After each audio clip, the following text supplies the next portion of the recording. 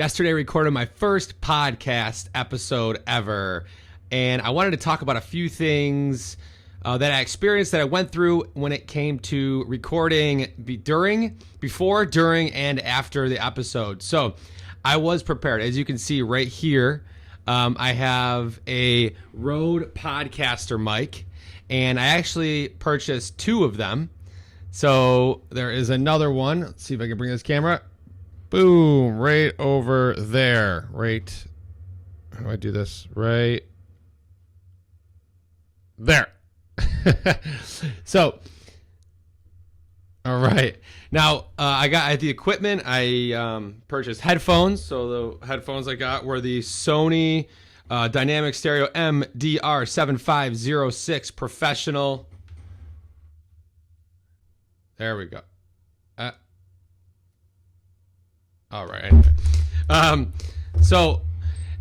Now this is also one of my first YouTube videos. I haven't recorded too many, but I wanted to talk about beforehand. Beforehand, it almost felt like I've spoken on stage once my whole life in front of a crowd of more than 100 people, and it kind of felt similar to that. Not as nerve-wracking, but I was a little nervous of how to begin. And I don't know if that was because I didn't really prepare my beginning of like opening statement of the first question I was going to ask. I thought it'd be easy just to go right into it. So I found myself, when it first started, getting a little nervous doing it. We got our waters, we sat down, and then I didn't know what first question to ask. So that was really interesting. And luckily for me, the guests I had on started talking starting the conversation. So that was mistake number one. Now, I did a lot of great things throughout it, but I'm going to talk about the mistakes and things and what I went through. So mistake number one is not preparing the opening question, thinking that it was just going to organically happen. So the second thing then the conversation went great, by the way. It was a great first episode. Let me talk about that.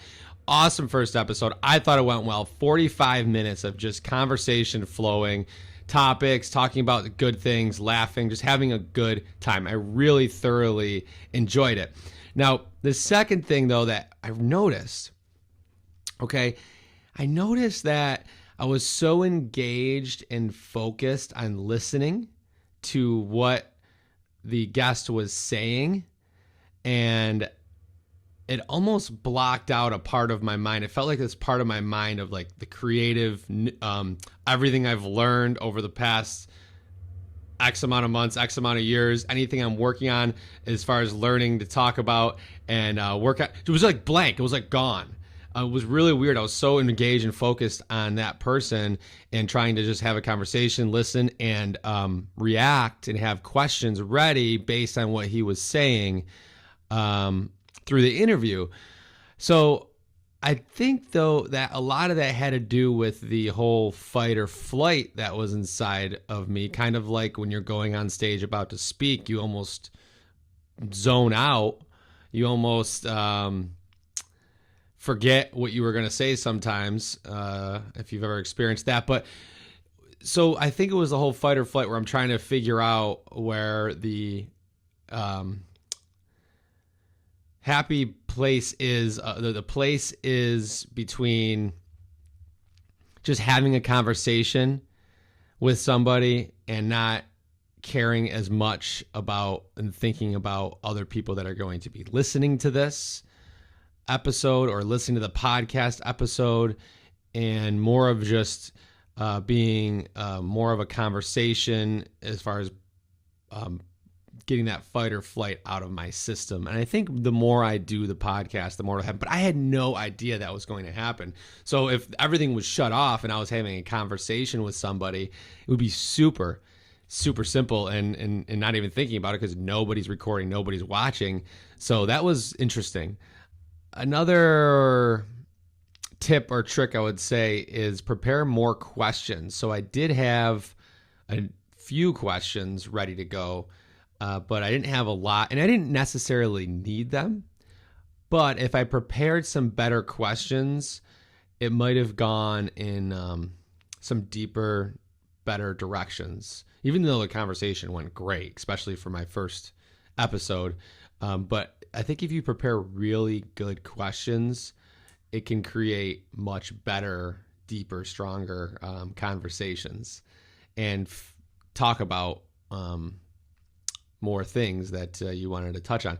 So that would be a suggestion to do. And I know that sounds obvious, but sometimes we might think that the conversation will flow so well we don't need that, but they're there for a reason, and it helps direct what you're trying, the message that you want to get across in the episode. One more thing I wish I did is I wish I recorded the actual interview. I had the person sitting with me in my recording studio area, which is actually this area here, and I didn't record it on camera. I should have, for a couple of reasons. Number one, content. Number two, content. And number three, content. So that was one thing that I do regret, is not recording the episode. So if you do, and mainly the biggest reason was I thought I'd be able to set that up really quick when he was here, but I had some technical difficulties and wasn't able to. So I highly recommend getting that prepped and ready before you have somebody in person and recording the episode for content. So those would be my experiences. Overall, it was pretty spectacular. It felt good to get that I don't even know if this is the right saying, the goose egg off the show. No, that's not it. To get the weight up, you know what? I'll be right back. You know what? We'll just go with it feels good to get the first one out of the system. Popping my cherry, whatever we want to say. So that was my thoughts, and yeah. So I have podcast number 2 coming, episode number 2, that I'm going to record later, and I'm excited about that one. And I think as I get the ball rolling here, it will be a lot of fun.